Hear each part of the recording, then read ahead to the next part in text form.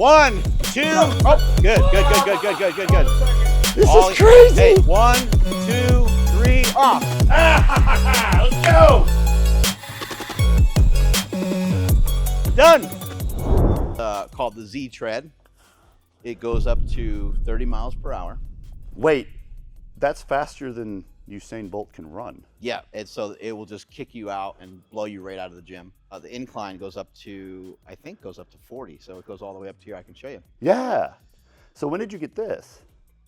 This is new. This is brand spanking new. Okay. For to help me with some of my running goals. I'm 48, and when I turn 50, I would like to be able to run a 400 meter in under 60 seconds. And that's at a body weight of over 200 pounds. Yeah. Like, how many people can run those numbers on a track at over 200? Can I run on this? Yes, absolutely.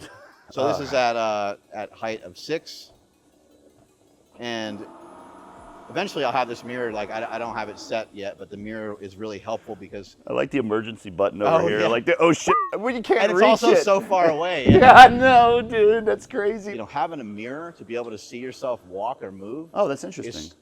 It's rare. Like the only time you see yourself walk is like in the reflection of a car, maybe. So can this help you improve your running gait? I think it can help with a lot of stuff. So for me, one of the things I struggle with, and you're doing a pretty good job of it, but see if you can get that foot to travel back behind your body a little bit more. Maybe go a little faster? No, you don't need to go faster. Actually go slow and have your foot travel, right. So this is getting him into more like hip extension, which you would, and now he's got the whole upper body flowing. And you can even do a little bit of the rope flow where you side bend slightly to it. There you go. Yeah, it's pretty wacky. 40 is gonna be nuts. Make you sweat right through your jeans. Yeah. So when you get on it, you probably do all sorts of things. You probably have some sessions where you're covering a distance, some sessions where you're working on your gait, some sessions where you're doing things like this. Yep, absolutely. Okay, I gotta just go jack it up. Go to 40. I want to be Spider-Man. I mean, I can. Yeah, Jujimufu bear crawl. Dude, it's still going up. Oh my God! This is this is crazy. Hey, all your hopes and dreams are right here. Let's go. Thank him. Holy crap, this is cool. It gets to be brutal like so quickly. The main component of this thing is that it has programming in it. So the guys that invented and the guys that created this, they work with really high-level NFL players, baseball players, NHL, and so forth. And they have programming in here where you literally just you hit a button and it just gives you the workout for the day. And so it's a lot less thought. We're just kind of like just manual stuff for today. You ready to run a little bit? Sure.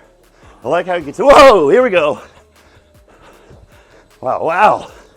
Makes them shut up right away, huh? And if you want to change clothes, you can do that too. But if you just hop off and just walk around for a second. What he did, even though it wasn't much, is really pretty strenuous. And I don't want him to go into some of these phases that we're going to go through with his heart rate like through the roof. Cardio's pretty good. Like, I'm not doing too bad. Feels good, huh? Like, I'm not so out of breath because I train you've been working on it. That's fucking awesome. Working on it really hard. So the way that you're going to hop on this is you're going to keep your hands where they are. And you're going to take one leg and skateboard kick a couple times, and then get on, and then keep your hands on still. Go ahead and get on. Yep, and now let go. And you do that every time. We want to try to make sure that it's nice and safe. Gotcha.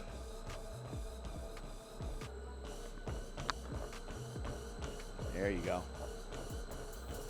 You could just try to drive the knees forward a little bit more. There we go. We're just working on a little bit of speed and seeing where you're at. Good, looking good. 5, 4, 3, 2, 1, off. Looking great, man. Looking big. It's hard to have the mix of big, big, full, and lean at the same time. It's like sometimes you're trading one for the other a little bit, right? Yeah. Ready, go. 5, 4, 3, 2, 1. Good. Got to give you a little bit of a rest because I'm trying to just bring you up to a good speed. Yeah. And so it's going to be cardiovascular, but that's not really what we're trying to work. Go. Drive those knees. You can have good health without optimal performance. You cannot have optimal performance without good health. Everyone's health baseline is different. One way to know yours is to measure it through lab testing. Preventative health starts years in advance. Here's why. Historical lab results are today's baseline. Regular blood work helps you understand what's normal for you. So when you notice changes, you can catch problems early. I've had 45 lab tests done in the last 10 years. And I keep all my results on a spreadsheet so I can track changes over time. The data I have is priceless. It's literally a form of freedom. Because I know that certain lab tests and panels look a certain way for me. This helps me see what's happening and understand the effect of what I'm doing on my body. If you haven't received regular blood work, the best time to start is today. And now you don't even need a doctor's appointment for lab tests. I conveniently use LabCorp on demand. Today's sponsor. And it's super easy. You purchase the test you want, check out, and then walk in or make an appointment to get your blood drawn at any LabCorp patient service center near you. Your private results show up in your patient portal as early as the next business day. The Men's Health Panel is a good way to start. LabCorp On Demand gives you the freedom to check your health on your terms. Testing is performed at CAP accredited, CLIA certified clinical laboratories that typically process 3 million samples every week. So seriously, the sooner the better. Go to trylco.com/Jujimufu and use code JUJI to save 20% off your first or your next blood testing. You can even skip the waiting room and wait outside or in your car until the lab technician is ready to see you. You'll be notified by email when your results are ready. So go to trylco.com/Juji and use code JUJI to save 20% off your next or your first blood testing. Or click the link in the description of this video and use code JUJI to save 20%. All right, it's time to get back. Ready, Brian? Ready. Let's go!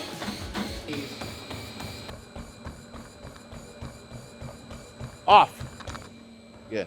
We're gonna go a little shorter duration with the running now. Almost a little bit like powerlifting protocols, you know, where sometimes you don't feel like you need the rest. Yeah. But the rest is like part of the program, you know? So with one of the most important things I think strength athletes can learn, especially powerlifters, and actually from acrobatic tricking, like I was always, tricksters were terrible at it. Like, look at a clock, after you do like your 2 or 3 passes, they get really worked up, they want to keep going.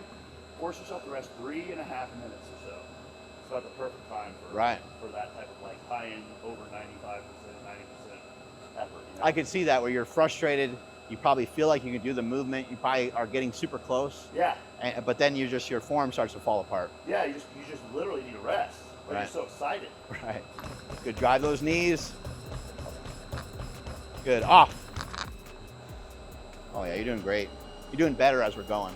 Well, you're also at an incline of 8, you know, which you know, like on a regular treadmill, when someone's at like 8, they're at over the almost half the capacity of what the treadmill will go up to. So 8 is no joke. It's like pretty high. Yeah. But for bigger people, for people that have a lot of muscle and stuff like that, running uphill is great because it slows you down. Yeah, if you try to squat and you try to squat super fast, it's like that could be a little bit more dangerous if you're not used to that, as opposed to squatting with like a little bit more of a tempo. Ready, go. Drive those knees. Off.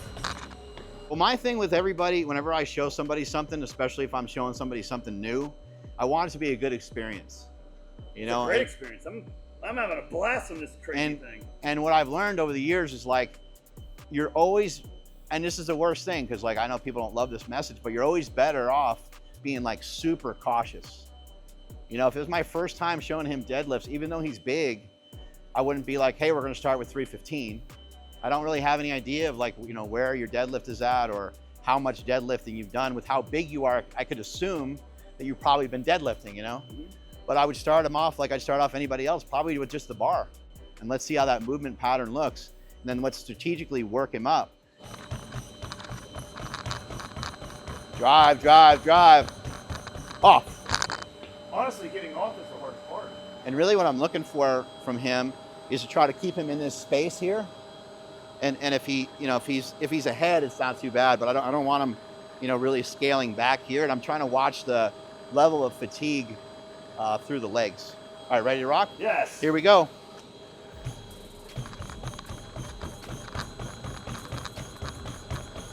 Off. Let's go. Drive, drive, drive, drive, drive. 3, 2, 1, off. Oh. Yeah. Well, we're getting close. That was 14. We're right at like 15. absolutely like fucking annihilating, like hauling ass on this thing is really just anything above like 18 miles an hour is like, you know, someone's really throwing down hard. But that's someone who's running quite a bit. But what's interesting is because they're doing this on an incline, a lot of the people that are using the Z Tread are ending up with the same result when they're on the flat surface. It's fucking amazing. So you're getting this like input that's it's half of it's easier because it's kicking your foot back behind you, but then you're also on an incline. So it's like leveling it out, and it's safer though. It's safer than like if I took him out to a track and we ran on a flat, I would never have him run this. I would never have him run this fast at all on a flat surface. More like risk of hamstring. Yeah, you're gonna get. I mean, you're gonna get hurt. Yeah. We'd have to condition for that. We'd have to get used to that. 1, 2. Oh, good. Hold on. Woo! Rest. It's actually kind of scary. Go down at the incline a little bit. Okay, that says miles per hour. The fastest marathon time has to be under 2 hours, right? Oh my God. Yeah. It's right around a 2 hour mark. Yeah. So these guys are running this fast the whole time. Yeah, that's what I'm Eliud realizing. Kipchoge runs this fast the entire time. Marathons aren't just on a flat surface the whole time either. Right. Like they're usually courses like the cities and stuff. So they're running like almost as fast for 2 hours. It's dumb. That doesn't make any sense. Let's see if we can get it for 3 seconds. 1, 2, 3, off. Good. Oh my gosh. You want to try 15 for 1 second? Yes. 15 for 1 second. Yes, let's go. And think about it. You know, maybe get in your mind of like how you did your jumps and how you did some of your acrobatic stuff. Like what'd you fire? What were you thinking about when you're doing some of those explosive movements? Since you got to be explosive here. Last set, best set. Here we go.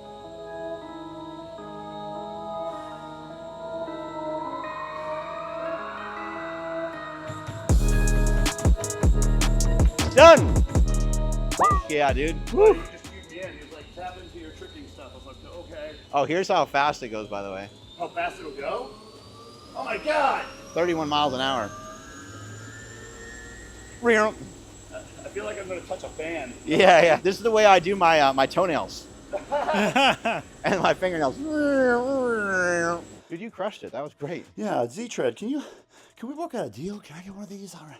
This is so much fun. I like that style of doing it because it's like it's short. Like you're just training fast. 2, 3 seconds. 2, 3 seconds. That's a different way of training running. I don't know why I never thought of that. But imagine how fast you would get. I mean, we wouldn't take you to that same speed. You would run a slower speed. You might run slower speeds for longer times and so forth. But imagine it's programmed in there for you, and you just go and you hit your button for the day, and you just follow the program. What are your running goals, Mark, for the rest of this year and maybe the next 2-3 years? Yeah, I would like to run a 100-meter in like under 13 seconds. I'd like to run a 200-meter in under 30. That's right. You're going to run the 460. 400 in under 60. Yeah. Do you have a mile time goal? I don't. But like my best mile time isn't amazing, so I would love to bring that down. I think my best is like right around 8 minutes. So I'd love to try to bring that down. Like maybe try to get that down. You could break 7. 8. You could so break 8 with what I've seen you post online with your running and your form and everything. Yeah, I've done right around an 8-minute mile before, so I'm pretty confident I can hammer that out. But it would be nice to get it down to 7 and maybe eventually get it down. I mean, I don't know. You know, maybe in a couple years it will be down under 6 or something else. You know, your goals can really help to like all the things that are downstream from your goals. You know, you have, I call it it's a cascade of disciplines. Oh. You have a cascade of disciplines that happen. So if you and I are like, you know what, man, let's do a bodybuilding show. Let's live on the same property together. Let's train right here every day. You move in with me, and you know the bodybuilding show's 12 weeks from now, right? And we just make this big commitment. We're going to train at 4 a.m. We're going to do our cardio or whatever it is, right? Well, now what does that mean? If I'm going to wake up at 4 a.m., it means we're going to go to bed a lot earlier, right? And if we're committing to this bodybuilding show, well, now we have to have the proper nutrition. And what does proper nutrition cause? It causes you to probably meal prep, right? So it causes all these other disciplines that you weren't even, almost like unintended disciplines. Cascade of disciplines. Cascade of disciplines. So if you think about, that's why you set a goal. You know, that's why you set a goal. And maybe for somebody out there that just want to they just want to be able to run a mile, period. That's fine. That's actually a great goal. So how about walk, jog a mile? There you go. That's a fantastic goal. You walk half of it, you jog half of it, and then you, whatever time you get, then you say, all right, 6 months from now, I want to be able to lower that time by a couple minutes, right? Mm-hmm. This conversation reminds me of one of my favorite ways of looking at goals, Cascade of Disciplines. And what you just said is, it's not what a goal is, it's what a goal does. Right. That's the world's most expensive, fastest, biggest, craziest, strongest, biggest, fastest, strongest, better Yeah. treadmill I've ever been on. And now damn it, I want one.